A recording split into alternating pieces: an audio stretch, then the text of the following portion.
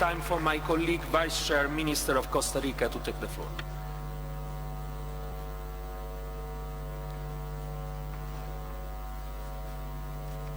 Thank you, Mr. Chairman. I'm going to address the audience in Spanish. Me dirijo. I address myself to you and to esteemed colleagues, and thank you for entrusting me the task of contributing to move us forward through this meeting. This is an appropriate opportunity to take inspiration from the success that was achieved last week in the negotiations on climate change, a process which was led by Cristiana Figueras, a Costa Rican with great ideals. Ideals which I represent here too. There is a well-known African proverb: if you wish to walk fast, then walk alone. However, if you wish to go far, then walk as a group. We've come to Africa exactly in order to design a future that will take us as a group very far. Costa Rica has been a very good student in this house. We learned quickly from the best practices of other countries, and we identified opportunities for growth and improved them.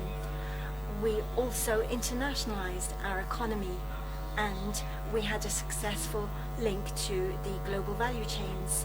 Today, Costa Rica demonstrates the value of the World Trade Organization and reiterates the value of its smooth functioning of its regular bodies. These contribute and make it possible for world trade to flow in a transparent and sure and predictable way on the basis of clear rules that have been agreed to by all members. This House of Trade must be as dynamic and versatile as the goods that it is regulating in order to deal with justice, with the very different needs of our societies. Costa Rica believes in the importance of special and differentiated treatment, adjusted according to the various capacities and needs of each country. For that reason, we are ready to support a package for least developed countries in Nairobi, because the least vulnerable require it here and now, and we must be flexible in their favor. The LDCs are one category. The category of developing countries, however, does not reflect the reality in development levels. The special and differentiated treatment without distinctions is the elephant in our negotiating rooms, which we look at but never mention. It is, perhaps, the main obstacle in the negotiations on the Doha round. However, speaking about providing exceptions for some, when we have not yet agreed on rules for all, is, at the very least, questionable from a legal point of view.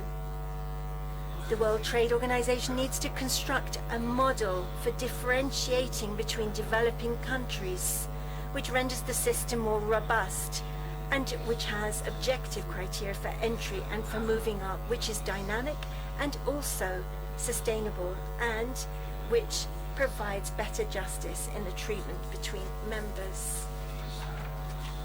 Such a new model will allow us to deal with more modern programs of work in the future. It is ironic that we do not speak in the World Trade Organization about the digital economy or global value chains. It is a paradox that we are not able to stimulate investment, and that talking about market access is allowed, but not discussing competition, which is like working with one hand tied behind our backs. And if we don't speak about climate change as the common enemy of all, this makes us more vulnerable to everything. And a sad reality.